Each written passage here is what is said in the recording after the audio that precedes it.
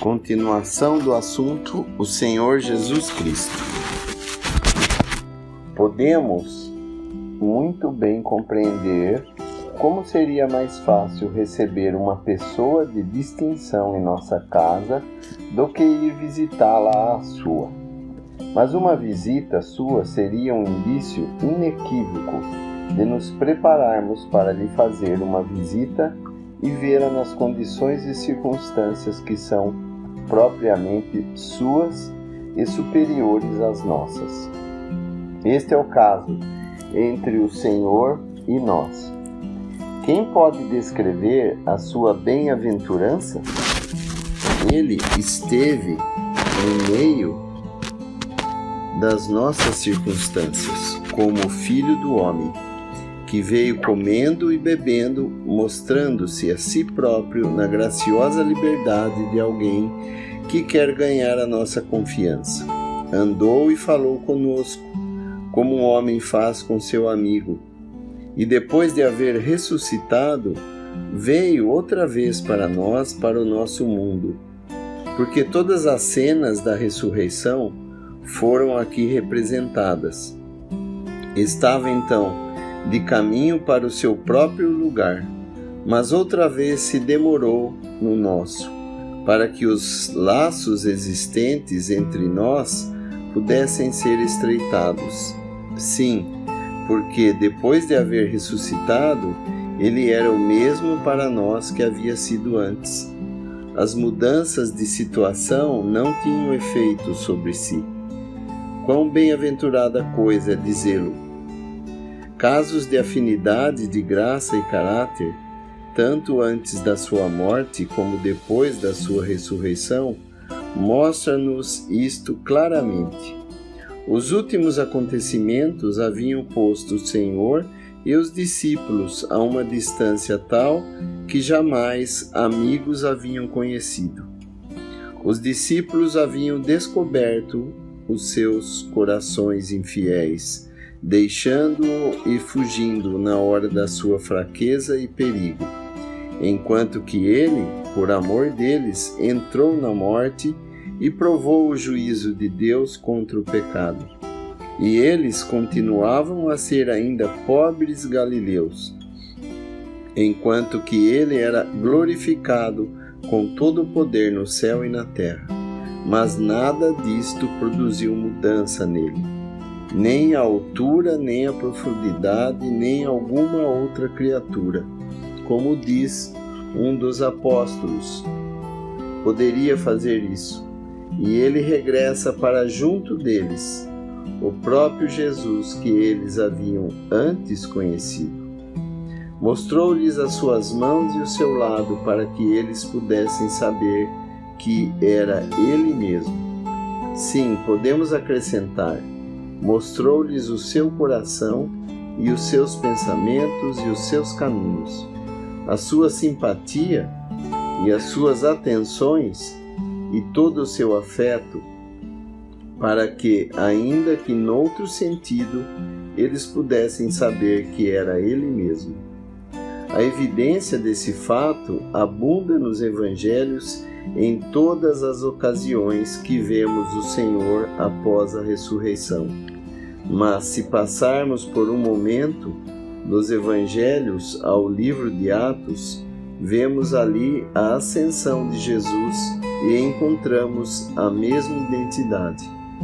Jesus servindo no mundo, Jesus ressuscitado, Jesus no céu, é o mesmo Jesus. Porque desde os céus ele parece comprazer-se em ser conhecido pelo nome que adquiriu entre nós e por nós, o nome que o torna nosso pelos laços da natureza comum e pelos laços da graça e redenção efetuada.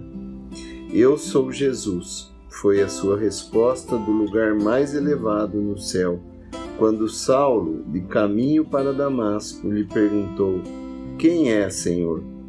Que diremos da deferência, da fidelidade, da grandeza, da simplicidade, da glória e da graça que formam e caracterizam a sua carreira perante nós? Sabemos o que ele é hoje, o que será para sempre e o que foi, como vemos nos 4 evangelhos. E podemos passar ao seu mundo com toda a facilidade e naturalidade quando pensamos em tudo isto. Ele é o mesmo ontem, hoje e eternamente, em sua própria glória. Nele não há mudança nem sombra de variação, segundo a sua natureza essencialmente divina, mas também no seu conhecimento de nós, no seu parentesco conosco, nos seus afetos e na sua conduta conosco. Depois de haver ressuscitado e voltado para os seus discípulos, nunca lhes recordou o fato de o haverem abandonado. Isso diz tudo. Não conheço ninguém, diz outrem, tão bondoso, tão condescendente que se compadeça, tanto como ele, de pobres pecadores. Confio mais no seu amor do que no amor de qualquer santo. Penso não só no seu poder como Deus, mas na ternura do seu coração como homem. Ninguém jamais teve ou mostrou ou sentiu ternura como ele. Nunca ninguém me inspirou tanta confiança. Que outros procurem os santos ou os anjos e eu confiarei em Jesus. Isso tudo é apenas um raio da glória moral que brilhou nele. Oh, que visão para podermos contemplar, se podemos apenas olhar para ela em toda a sua grandeza. Quem poderia ter concebido um tal objetivo? Teria de ser exibido antes de poder ser descrito. Mas tal foi Jesus, que aqui andou na plenitude nua dessa glória, e cujo reflexo foi deixado pelo Espírito Santo nas páginas sagradas dos Evangelhos. Que atrativo deve ter havido nele para todo aquele cujos olhos e coração haviam sido abertos pelo Espírito. Isso é o que vemos no testemunho dos apóstolos. Conheciam muito pouco da doutrina a respeito dele, e quanto aos seus interesses terrestres, nada ganhavam em permanecer com ele, e contudo, apegavam-se a ele. Não pode ser dito que se aproveitavam do seu poder para operar milagres. Com efeito, discutiam sobre esse poder em vez de o usarem. E nós temos razão para pensar que geralmente ele não teria usado esse poder para benefício deles. E não obstante, eles continuavam com ele, e por amor dele haviam deixado seus lares e a sua parentela na terra. Que influência deve a sua pessoa ter tido sobre as almas atraídas pelo Pai? E esta influência, este atrativo, eram sentidos de igual modo por homens de temperamento oposto. O tardo de coração e argumentador Tomé e o ardente e impensado Pedro eram ao mesmo tempo mantidos perto em redor dele.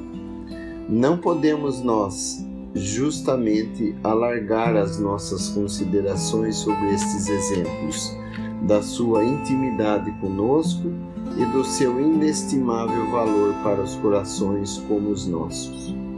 E não devemos aceitá-los como garantia do que resta para todos nós, quando vindos de todos os climas redimidos, de todas as cores, caráter e aspectos da família humana, estaremos com ele para sempre. Continua.